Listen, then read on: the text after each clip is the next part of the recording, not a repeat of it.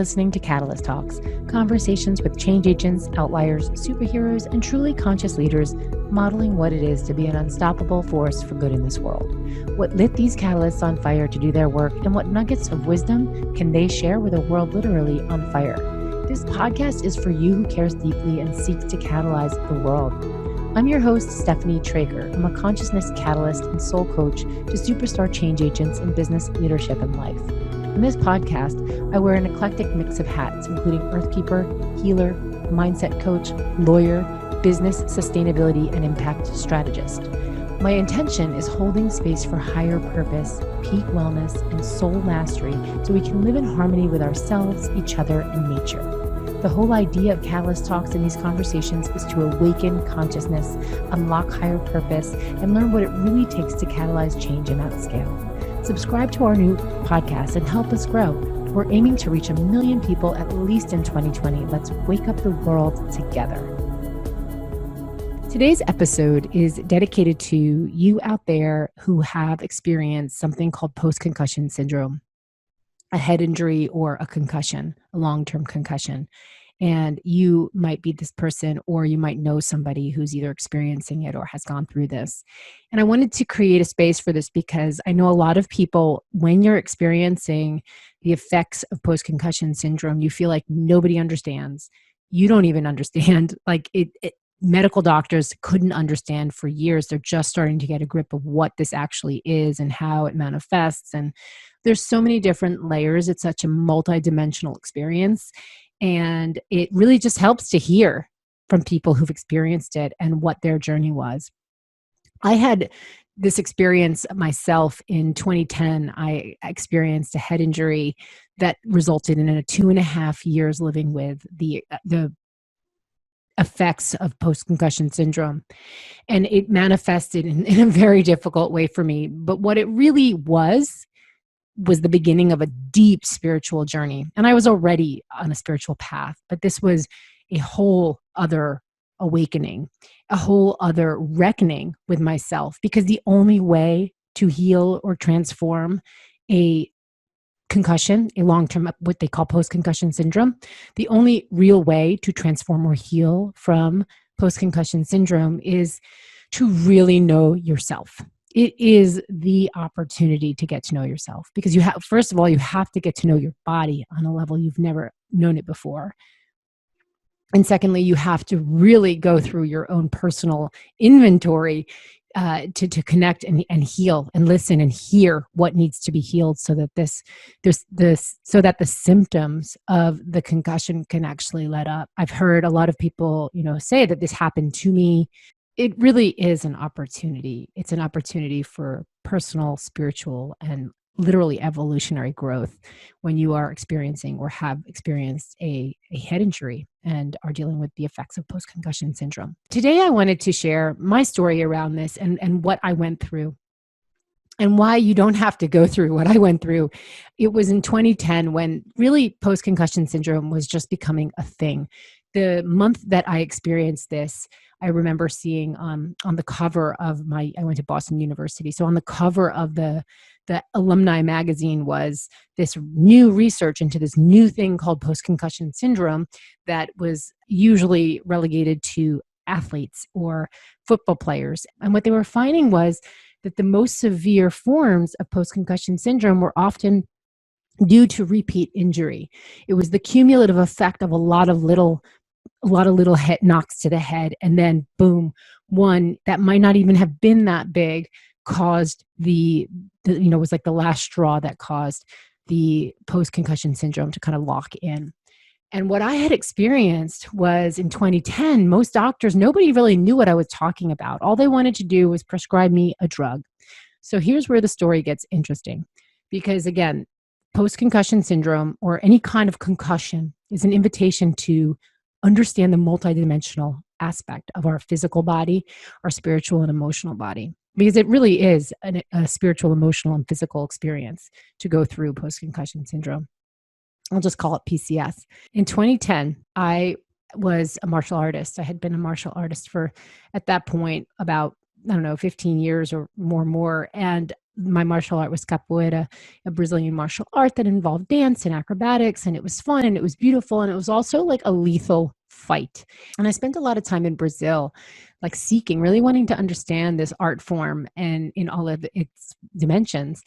And what most people might not know about capoeira, if you do know about this martial art, but most people don't understand is the origins. And the origins are that it was born out of a resistance movement, as were many martial art forms. This was born out of the resistance of the African slaves and indigenous people in Brazil who were being colonized or enslaved, and they were disguising a fight, a lethal fight, in the form of a dance. So in Brazil, the African slaves were allowed to practice ritual and their music. And so they disguised in their music and dance and ritual, they disguised this martial art. So you hear there's music to capoeira. There's these there's musical instruments, and then there is song, call and response song. And you're very much engaged in a ritual. It's a very spiritual experience, a very physical experience, and it can be very emotional as well. And you're literally in and they have different rhythms. So if you're listening to the music and you can hear the main instrument, the berimbau, it changes rhythms. And with each change of rhythm, it's actually signaling to the players, if they're playing, or dancers, if it looks like a dance, that the slave master's gone, okay, you can now practice the fight. So there's different rhythms that go to a different kind of what we call a jogo, a game. And the game could be one of like fighting. The game could be one of play and dance, and ritual. And so it's all signified by the music. And it's a very beautiful, rich martial art with deep roots in resistance movements. And so I was always very much the advocate. I was an activist, an environmental activist, a human rights activist. When I first started capoeira, and throughout my law school education, I was actually training capoeira, and I was very much on this mission to save the world, right? And very aware of vulnerable communities and injustice, and was kind of entrenched in this movement for resistance, which was a fight. You know, it's like always a fight and resistance. And if you even just hear the word resistance, right? Anytime we put out energy that's resistance, we're fighting something. And our whole lives don't have to be a fight now. I'm a privileged person and get to live in a universe that's abundant and expansive.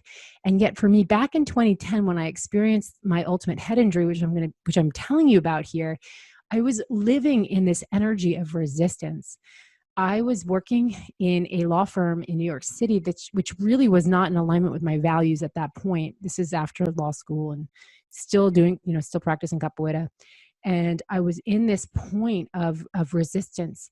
Now, in my years of playing and training in capoeira, you do a lot of acrobatics, and you might fall on your head. You do a lot of kicking, and in the practice, it can get pretty intense. You kick each other by accident. I got hit in the head a lot more than most people. I was attracting this energy into my life that was allowing me to receive this kicks to the head. Now, I do believe that we are all responsible for experience here, and I'm also not taking 100% responsibility for that which is free will of other people. However, it was my experience that I had called in, and this was that I was receiving a lot of injuries and kicks, and sometimes they were intentional. I was in my own personal inner resistance moment in my life, and the actual art form that I was expressing was a resistance art form. And where I worked felt like resistance because it was completely out of alignment with my life purpose. And where I'd go to work every day in Midtown Manhattan was weirdly out of alignment with who I really am. And, I had lived off the grid in the mountains in California at this point. I had solar panels in the 90s before they were really a thing in the rest of the country, And so I was living in this very out of alignment way and experiencing a lot of resistance. I mean, not only experience, I was expressing a lot of resistance to this. And so how that manifested in my world was this. I went to the office one day, and I was actually assigned to a case that was a pharmaceutical company The law firm, we were representing a pharmaceutical company. The medications that were central to the case I was put on were very popular drugs that were on the market. Now they were the issue was that they were negligently being, and the main issue was that there were trials overseas that were being negligently administered, and really, really horrible things were resulting from that. And it was very challenging. I sat in that room and I freaked out. And I actually left the room and I left the office and I went upstate New York where I was living at the time, and I went to a yoga retreat. And when I got there, I saw a friend of mine, and I didn't even know she would be there. I saw a friend of mine from my days out in California, way early, like about, 15 years earlier, where we were forest activists. We were forest defenders together. And she was introducing me as a fellow forest defender. And I remember feeling very out of alignment. Now, at this point, remember, I had had a lot of concussions. And it wasn't at this point only from capoeira. It was also, I just had this weird inclination to bang my head a lot. I remember I was surfing once and I banged my head on the surfboard. Like I just would bang my head a lot for some reason, have like these mini concussions. So I was very used to what a concussion feels like. And here I am up at this yoga retreat being introduced as a fellow forest defender. And I felt this huge resistance inside of myself. I felt so out of alignment and like a sellout, I just felt, wow, if they really knew who I was. So obviously I was not feeling good about myself at the moment. And I remember walking outside and opening my car door, and I literally banged me in the head on my temple. And I passed out. And I didn't even remember it. I got up. I didn't even remember that whole experience. I just knew that evening I was very tired and I fell asleep. Everyone else went out. We were sharing a house. And when I woke up the next morning, I was like, okay, let's go to yoga now. And I went and I did a headstand. And after that headstand, everything changed. I couldn't really even speak without slurring my words. I was completely out of it. And it was the most bizarre experience. I got back to my place where I lived in Brooklyn, and I remember sleeping for like 30 hours. And then I woke up and I completely forgot any of this had happened. And I got on the subway to go to work, and I didn't even know where I was. I got out and I didn't even know where I was or where I was going or what direction to turn. I literally had no idea where I was. And that happened over and over again. And the pain in my body. So I'm saying this all in detail. There's a few reasons why I'm deconstructing this. One is so that you hear my specific story and how it kind of ties into what I needed to learn about myself to heal from the concussion. Number two is the bizarre symptoms that people who don't experience them have, like they can't really understand what you're going through. So it's very challenging on top of the thing that you're experiencing to have people who really just don't even get it. And they sometimes don't believe you. So that was a whole other thing. And I want to share my experience because I know what you're going through if you're going through this, and it will heal. At this time, there was no research. There was no information online. There were no clinics. There was nothing about head injuries and post-concussion syndrome. Especially in the holistic realm. And I was an herbalist. I was a health coach. I had a side business as a health coach at this point. And I felt like I had to stop my work because if I couldn't heal myself, how could I heal other people? I went through this whole process of trying to heal myself with herbs and homeopathic and therapies and craniosacral therapy and all the therapies under the sun you can think of. Shamanic healing, everything. And I will be telling you here what does work, what did work and continues to work. If you really are open to being fully engaged in the process. But at the time I was looking online and I found some chat forums online about their high performing athletes talking about their experience. And most of them were suicidal, as was I. Most of them were just kind of coming on here to bitch and moan about their experience and that nobody got it. And at that point, I also was very keen to, and had been a mindset coach myself. So, here I was really kind of living out of alignment. And I didn't want to engage in the negativity, I was working with hypnotherapists and you name it, all kinds of quantum healing devices and things, anything that could that could promise healing that was alternative. I was trying it. I asked for disability. I asked to get off on disability. They wouldn't let me off from work at the law firm. So I would sit at my desk and I would feel this pain coming. The injury was on my head. I felt this pain going down my entire spine into my pelvis, like into my coccyx. It was just 100% my entire like my spine and my head and my neck. It was all attached. So when you have post-concussion syndrome, it's more than just your head. It's more than just your brain. Your brain is attached to every part of your body, including your stomach. I couldn't eat certain foods. It would activate more of a headache. I had to be so sensitive to, I did a lot of fasting, a lot of green juice, and I had to be very sensitive to certain foods like grains. For me, when I ate grains, my headaches would be terrible. So I was very sensitive to every single thing I ate or consumed. That food is your medicine when you are dealing with a post-concussion syndrome and anything else. The thing with concussions is that it's such a sensitive injury. It's such a sensitive part of your entire organism that you can't miss it. If your stomach hurts, you might have some negative effect going on that you don't even feel, even though there's something there's something kind of chronic or detrimental going on in your body. You might not even feel it. With your head, you feel everything. When I would walk on the floor, on the ground, I would feel my footstep, the actual impact to my brain of a footstep. I would feel motion, like my proprioception was completely skewed as well. And I would be on the subway or in a car, and I would feel like there was something that regulates motion in my brain that was not functioning because I couldn't catch up to the motion.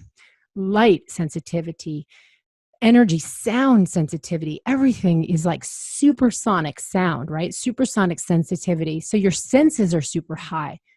At the time when if you're in the acute phase of the concussion, and there might be waves of the acute phase, right? It might be acute, then just kind of a little bit more calm, and then it might be acute again. And so when you're in an acute phase, the only thing to do is be in a quiet space, in a dark space. It doesn't have to be black, just natural lighting or calm lighting, anything that is really calming to your nervous system. Your nervous system is your biggest support team. So you want to nurture your nervous system more than anything else. And in nurturing your nervous system, you're nurturing your brain. And so anything that's jarring, anything that's stressful, you want to remove that from your environment. So I come to work every day trying to get disability, and I had to work on complex litigation matters I was not even on that case. I was not put on that case. But the work that I was doing it was hard. I couldn't see the screen. I saw words moving around on the screen. So what was I supposed to do? I most of the time just sat there and had to strategize and figure out how I was going to get disability. And ultimately, I had a psychotherapist at the time, who helped me in that process. So that's one path. If a medical doctor does not get it, or at this point, it's a little bit different. This was 2010, and medical doctors at that point didn't get it. Here's the key. I went to a neurologist who actually supposedly specialized in post-concussion syndrome and sports therapy. And this neurologist prescribed me the drug that was central to that case that caused me to walk out of the room. It was an off-label prescription. The drug was not for this specific, for my symptoms, but it was an off-label prescription. And I would not take it. Not only would I not take it, but I wouldn't take the piece of paper and just pretend I was taking it. I just would not buy into that. And I literally flipped out in her office. And she said, well, if you don't take it, I'm not giving you disability. I'm not going to do a write-up for disability. And I said, I'm not taking this. I need to just not walk through Grand Central Station every day to go to work, where I feel like everything's flying in my face. and I need just to be home and quiet and meditating. And I couldn't even take the paper and pretend. I wouldn't even support the paradigm. I couldn't believe what I was hearing. And then I actually went to another medical doctor who was an expert at sports injuries at Columbia Presbyterian Hospital. And I went through all these tests. And again, same thing, prescribed me same drug and would not write me a script for disability unless I took the drug. Yeah, I was really experiencing the same resistance. Here I am. I just need quiet. I just need to rest. And I couldn't get a prescription to rest. I only would get a prescription to this drug that was killing people overseas, for negligently being administered during trials. So little people, babies, kids. So I really had a hard time with this, if you can imagine. On top of all of what I was experiencing, it was the system. It was this, this thing that has just completely colonized our health, let alone this system that had completely colonized our health, where I couldn't get off on disability unless I took the drug. What is that, right? So what happened was I finally did get it. My therapist helped me in a big way. And I was having panic attacks on my way to work. I literally had to go through the subway to get to Grand Central Station to get to my office in Midtown Manhattan. And that subway ride was like hell. It was the hardest thing to do, to be crammed with people, to be so sensitive. What I was experiencing with my head injury was that I experienced a bump on the side of my head that felt like it was sticking out a foot. So if you were standing next to me like a foot away, it felt like you were banging, smooshing into my head. But that wasn't really there. You couldn't see that. It was an energetic feeling, undescribable and unexplainable for people who are only in the Western mind. That was a very severe experience for me, and it was real. It wasn't sometimes, it was all the time. I had to have a lot of personal space when I had this experience, and time passed. So here's what happened. It was the summer of 2010, and into the fall, I ended up having a few other really weird health things going on, and then some dental issues going on. And it was just like my head was under attack. That's really how it felt. And I was completely suicidal. I felt like nobody understood me.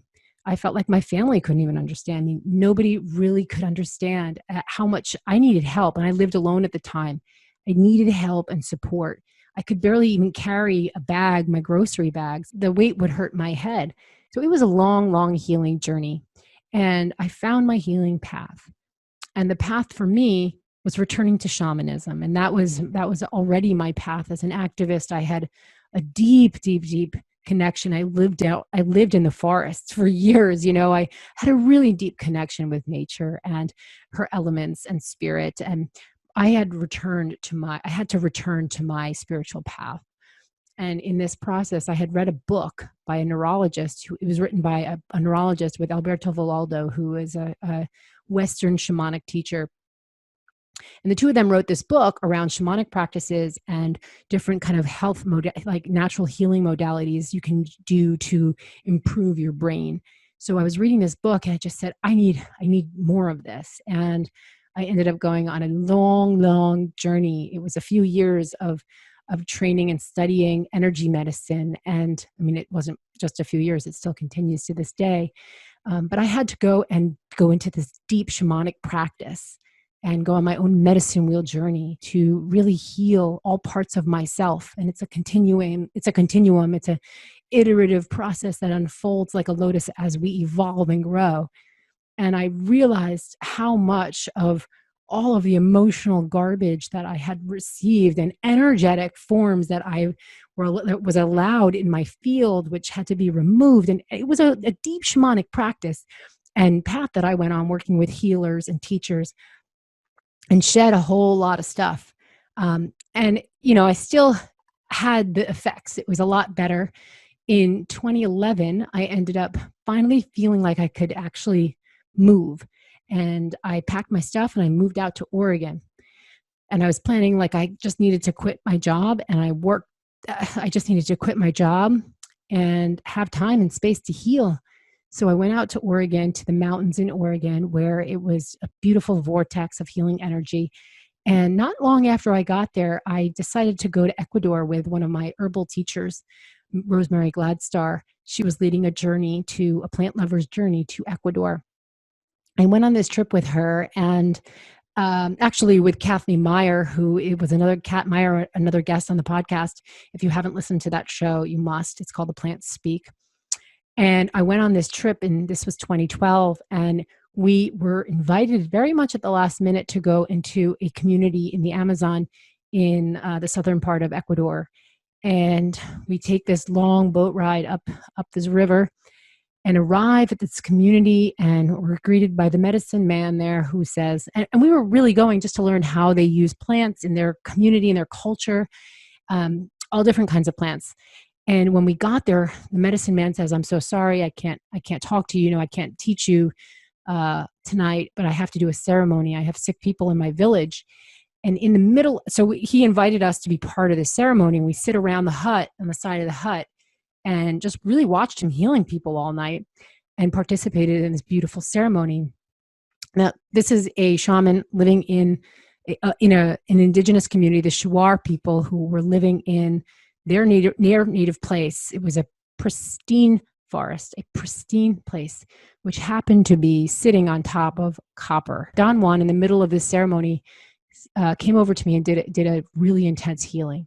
In the shamanic tradition, we don't need to tell details of the story because we don't stamp the timeline with that reality. It's done. It was an experience, and all experiences, from small to gigantic, are the same. They're just experiences. It's really the power that we give to them. And so we want to be mindful not to talk about all the details of things that we don't want to give life to. Every time we talk about something in the past, we're giving life to it. And so I'm sharing this information with you to hopefully inspire your healing path and to just share my experience. And there's many different paths, that you have your own unique blueprint, your purpose here. And your purpose is encoded in your healing journey towards healing this concussion, if that's what you're experiencing. Your purpose is encoded in your healing journey, in the path that is meant just for you. So my path of healing was meant just for me. It was just for me to be in this place where in the morning after the ceremony, the community sat us down and told us that Ecuador is just sold this their own territory, the Shuar people's territory, to a Canadian mining company. And it was a copper mine. It's now a copper mine. These people were forcibly removed, and it's now a copper mine. This place was pristine and beautiful. That's a story. That narrative is part of my life's journey, right? To talk about this and to tie that into my healing and make sense of why this happened for me and how my healing journey had so many important indicators for my life purpose. And so does yours, whatever that is. And the work is for you to have enough quiet and stillness to hear yourself, lean into what do you need, to ask yourself, what do I need to heal? And, you don't need to heal the whole thing. With post-concussion syndrome, if this is you or if you're hearing this for a loved one, with post-concussion syndrome, it's just for today. It's what do I need to heal this next moment, right? It's what do I need to heal for this next moment to be like palatable, or for the pain to go away just for today. And as you listen to yourself and let yourself be the healer, you'll hear, you might feel into it and be like, I need to go see a craniosacral therapist today. And, as a wellness coach, as a coach myself, I do work with people who have post-concussion syndrome and really help them either from the acute stage or even if it's after, because this is a long healing journey. If you didn't get the message, if you didn't really understand the why this happened for you, there's a lot of information to uncode there and a lot of opportunity for healing and like really quantum growth. So, the question is sometimes who do I need to go to so that I can heal myself? It's not who do I need to go to heal me. Who do I need to go to today so that I can heal myself? And if you keep asking that question, or what kind of modality or what kind of healing method do I need? And it could be nutrition, it could be food, it could be certain supplements. It could be, I actually went to every extent. I didn't know what was causing this. I ended up going to Mexico, to Tijuana, to an amazing dentist, a holistic biological dentist in Tijuana, to have all of my amalgam fillings removed from my mouth. At one point, I thought maybe it's the mercury leaking in my head, because there was not enough information about what post-concussion syndrome was. It was like, how could this last this long? So I had to figure it out myself. And I did. It took a long time, but I did. And I remember the moment everything changed was in Ecuador. After, it wasn't that he healed me. It was everything I had done to that moment allowed me to heal myself in that moment. And he was a facilitator of that last piece. And it wasn't the last piece. I ended up getting back into my life when I came back from Ecuador.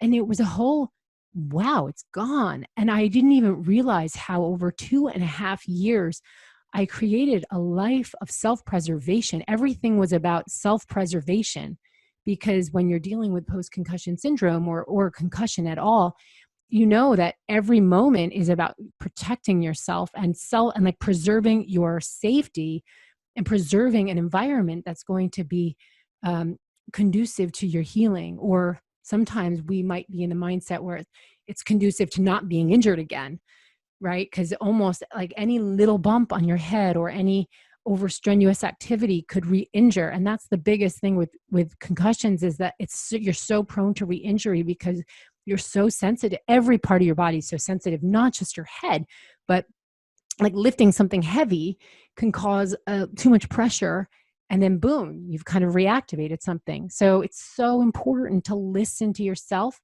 If someone's trying to push you or urge you to do something and nope, I can't, I'm choosing not to. I'm choosing to preserve my healing bubble right now. And you deserve that. Like, that's all we need when we have a concussion, a healing bubble. Anything that's not conducive to the healing has to go, period. And you will heal. You will heal if in that bubble you take the time to say, why is this happening? What is my soul's lesson here? And how am I choosing to respond to that? And what help or support do I need, so that if I don't get it because I'm too lost in pain, or if I don't get it because, hey, it's really challenging to go at this alone. I reached out for so much help, all kinds of help. I mean, all kinds of help, from psychics to astrologers to cranial sacral therapy. I had a really, really excellent chiropractor who really understood what I was experiencing and knew how to relieve a lot of the pain. I went and saw him a lot actually during this time. Acupuncture, sometimes acupuncture wasn't the biggest thing for me. Diet, nutrition, certain types of supplements, and creating a healing environment, healing sounds, very, very powerful. Healing frequencies are so, so powerful. This was like before YouTube was a thing where you can get anything, anytime, all the time, anywhere on YouTube. So I had to go to different lengths to find the hypnotic sounds and meditations and visualizations. I did a lot of visualization, and I know that it all contributed. So, and then the deep inner work, the journaling, the deep inner work. I'm telling you, I was totally suicidal for a long time. I wanted to end my life, because here's another thing.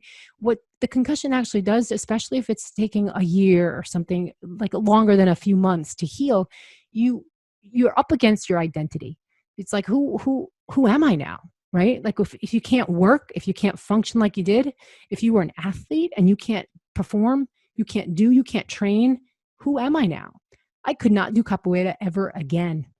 I couldn't put myself in that position. I could not risk getting hit in the head ever again. So that was the end of something that to me was like my life. I trained for 4 hours a day. I was like really good at this martial art and physically agile and, athletic, acrobatic. I couldn't do it anymore. I couldn't dance. I used to do African dance, and it took me years to be able to return to dance. It was too loud. The drums were too loud. The pressure, the banging on my feet, too loud. And so who was I? I had to walk on a treadmill? Like, what's that? It was a whole other world. I couldn't even do that for a long time, but finally, it eased into it. So that's a huge part of the experience and the journey is reconnecting to who you really are inside, not just your identity, really connecting to your soul, because you're going to come out of this. You're coming through it now. You're on your way, using really mindful of the words you're choosing. Again, like, wow, this is happening for me. Wow, like, what am I choosing as a result of this? How is this showing me what I need to see? And really choosing your words very, very mindfully and consciously, because they are really contributing to the experience. So surrounding yourself with people who get it and cutting out anyone else. You need 100% support. And that's what I know to be true. So I'm going to wrap up here, and I want to invite you, if you're going through a concussion right now, or a post-concussion syndrome, or you have in the past, or you have any symptoms lingering, or you know somebody, you have a close family member or someone you love who's going through that, please reach out to me. I am available to have a conversation. And I know that people you appreciate talking to people who've gone through this and who can help and point you in the right direction. So do reach out at stephanietrager.com. Thank you for your time. Please forward this to someone who needs to hear it today, who just needs to have some reassurance that they're going to move through this, that they're going to have some reassurance that they're going to move through this. They are moving through this. They are reaching a state of perfect wellness. And this is an opportunity to get to know themselves like never before. And that is the path to healing from a concussion. Thank you for being here. I so appreciate if you took the time to listen to this important message for those of us who know people experiencing concussions or post-concussion syndrome, or if you are going through that yourself right now. Remember this, it's just an experience. You're having an experience. You don't have it. You're having the experience of it. And that is an important message to continue to tell yourself. You don't have it. It's not I am, I have. It's I am experiencing it. And it is experiencing me, and this experience will change. Thanks for joining us on this episode of Catalyst Talks. Stay tuned for what's up next, and please subscribe to our podcast wherever you listen. You'll find those links at catalysttalks.com. Join us. We continue this conversation on social media, and if you'd like to reach out to me privately, you can send me a message at stephanietrager.com. Your attention here means the world to me. Thank you.